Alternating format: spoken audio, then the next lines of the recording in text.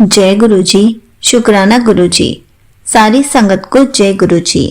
संगत जी, आज हम एक आंटी जी का सत्संग सुनेंगे जिसमें उन्होंने अपने छोटे छोटे एक्सपीरियंसेस शेयर करे हैं और साथ में एक क्वेश्चन पूछा है और साथ में एक बहुत इम्पोर्टेंट बात भी बताई है जिसके बारे में मैं आपको अच्छे से एक्सप्लेन करूंगी। तो चलिए सबसे पहले आंटी जी का सत्संग सुनते हैं, फिर मैं उनके क्वेश्चन का आंसर देती हूँ और आपको उस बात के ऊपर कुछ बताती हूँ।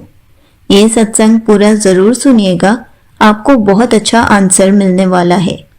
तो चलिए आंटी जी का सत्संग सुनते हैं।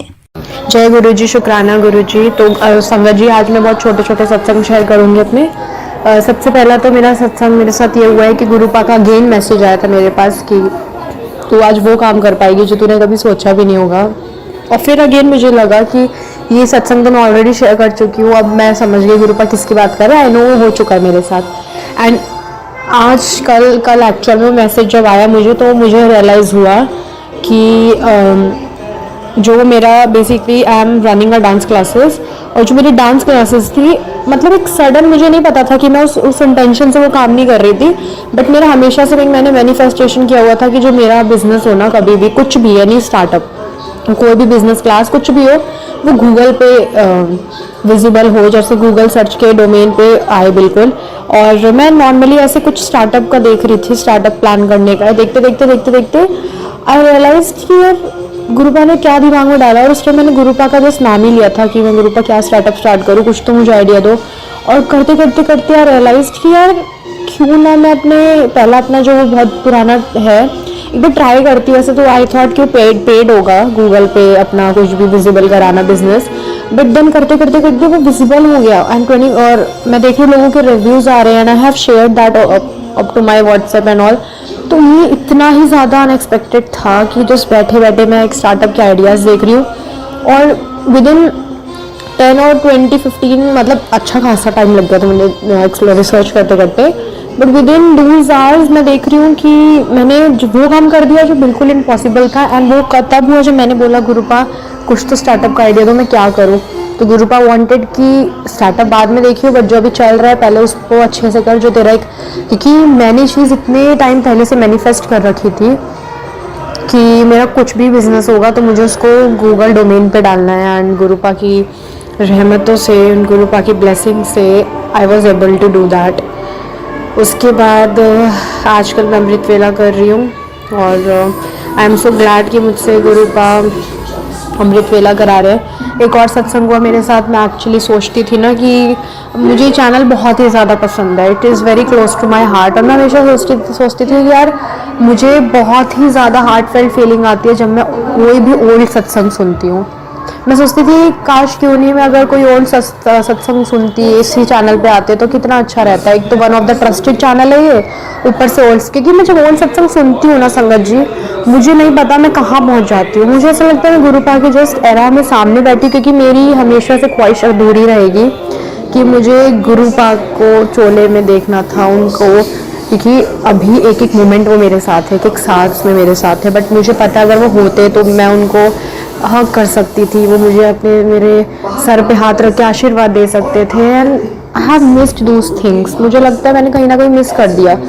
तो मुझे बहुत बुरा लगता है कि काश मैं गुरुपा को चोले में देख सकती। तो जब मैं ओल्ड सत्संग सुनती हूँ ना, समहाउ रिलेट टू मच, मुझे ऐसा लगता है मैं इसी एरा में पहुँच चुकी हूँ।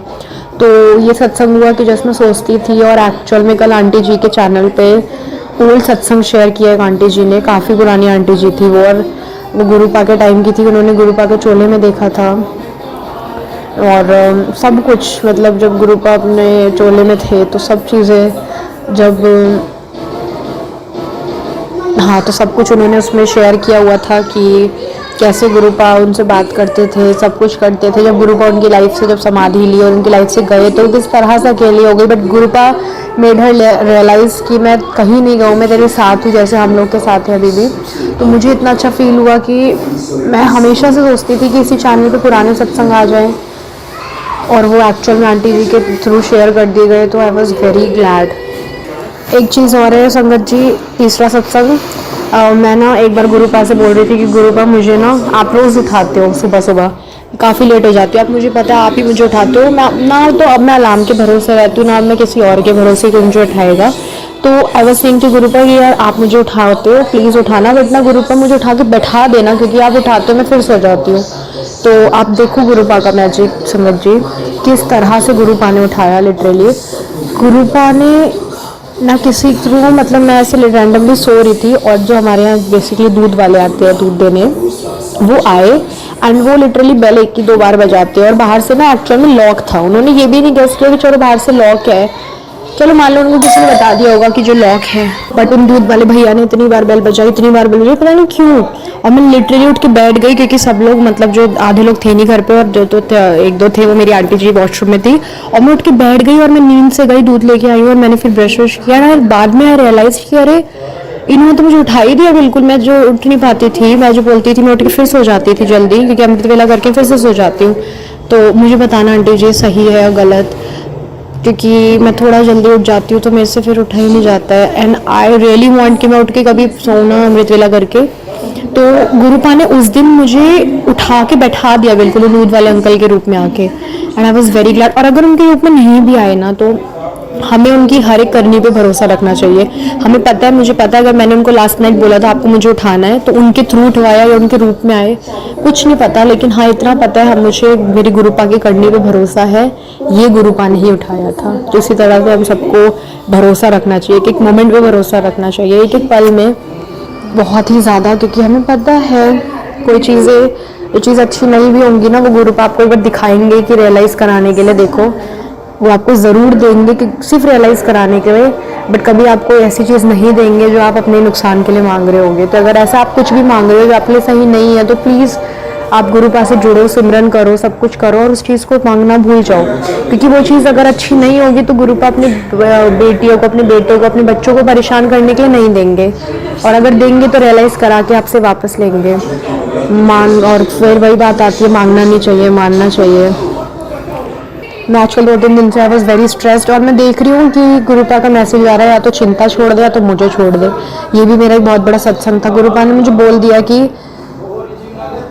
और ऐसे गुरुपा बहुत सारे मैसेज जब मैं कुछ सोचती हूँ तो गुरुपा बताते हैं कि ये मत कर, सब कुछ प्रॉब्लम तेरी टेस्टिंग पीरियड है, सब खत्म हो जाएगा, जो मैसेज समझ आए तो शुक्राना ज़रूर करिए। तो गुरुपा ने मुझे बोला है स्पेशली ये सब मैसेज देके, तो डेफिनेटली मैं उस मैसेज के बेस पे शुक्राना ज़रूर करूँगी। गुरुपा लिटरली जब भी कुछ होता है तो गुरुपा मुझे मैसेज देते हैं। जैसे एक आंटी जी मेरे से बहुत ही ज़्यादा बुरी आर्ग्यूमेंट हुई है उनकी उस दिन इंस्टाग्राम पे, जस्ट बिकॉज ऑफ गुरुपा को बहुत ही ज़्यादा गलत बोल रही थी। तो आई मेड हर रियलाइज़ कि वो क्या कर रही थी, और गुरुपा का तुरंत ही मैसेज आया कि मैं तुझसे, तू मेरी लाडली धी है और तू मेरी बेटी है, मैं तेरा प्यो हूँ, मैं जानता हूँ, तू जानती है मैं क्या हूँ तेरे लिए और मैं क्या चीज़ हूँ, तो किसी को किसी की बात से दिल दुखाने की ज़रूरत नहीं है, एक्सप्लेन करने की ज़रूरत नहीं है।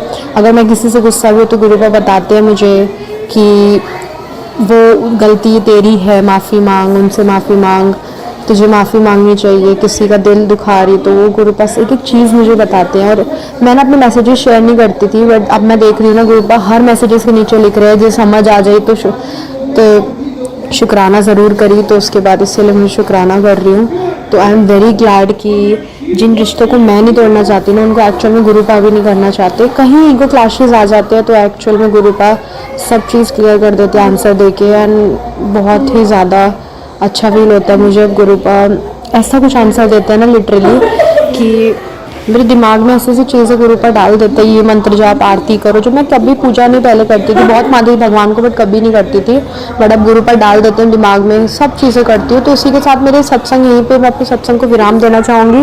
ओम नमः शिवाय, शिव जी सदा सहाय, ओम नमः शिवाय, गुरु जी सदा सहाय, जय गुरु जी संगत जी। तो यही मेरे आज के सत्संग थे।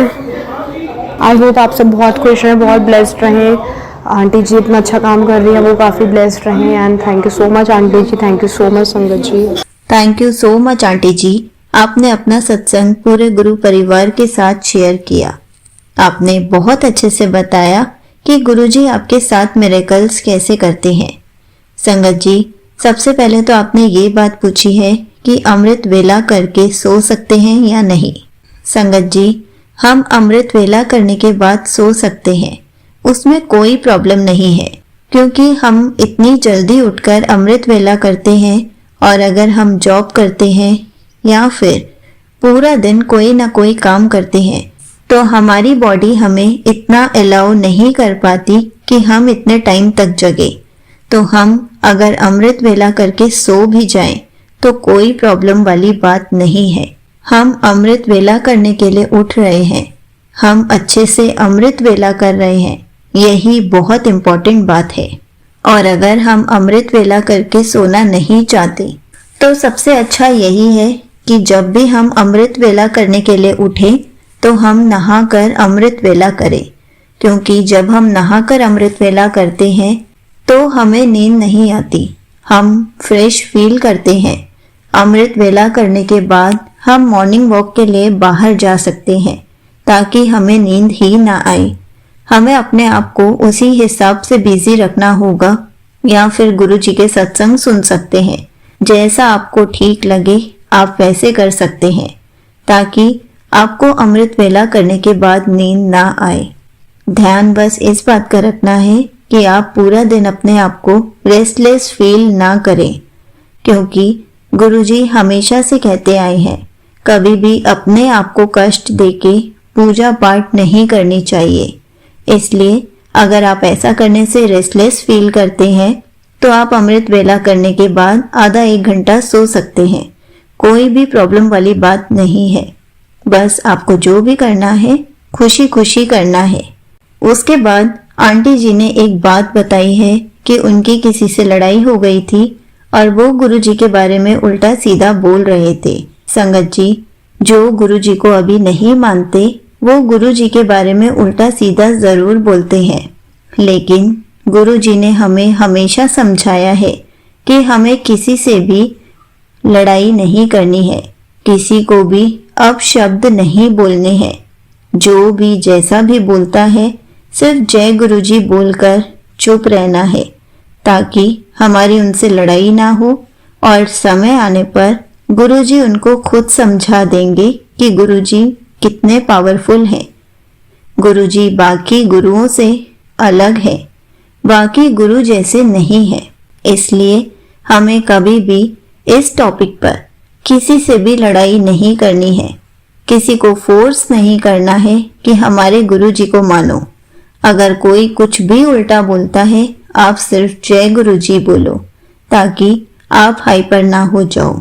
गुरुजी देख रहे हैं गुरुजी के बारे में कौन क्या कह रहा है। गुरुजी उनको खुद समझा देंगे कि वो कौन है और वो क्या कर सकते हैं। बहुत सारे लोग हैं जो अभी गुरुजी को नहीं मानते और उनके लिए बहुत कुछ सोचते हैं। अब हम 1 से बात कर सकते हैं, 2 से बात कर सकते हैं, सबसे बात नहीं कर सकते। इसलिए गुरुजी उनको खुद जवाब दे देंगे।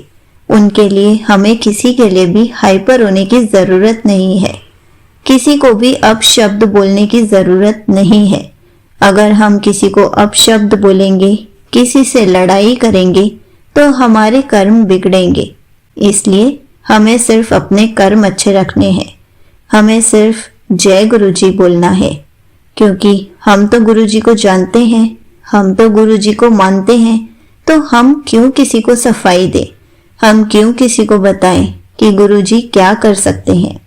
टाइम आने पर वो खुद समझ जाएंगे। जय गुरुजी, शुक्राना गुरुजी।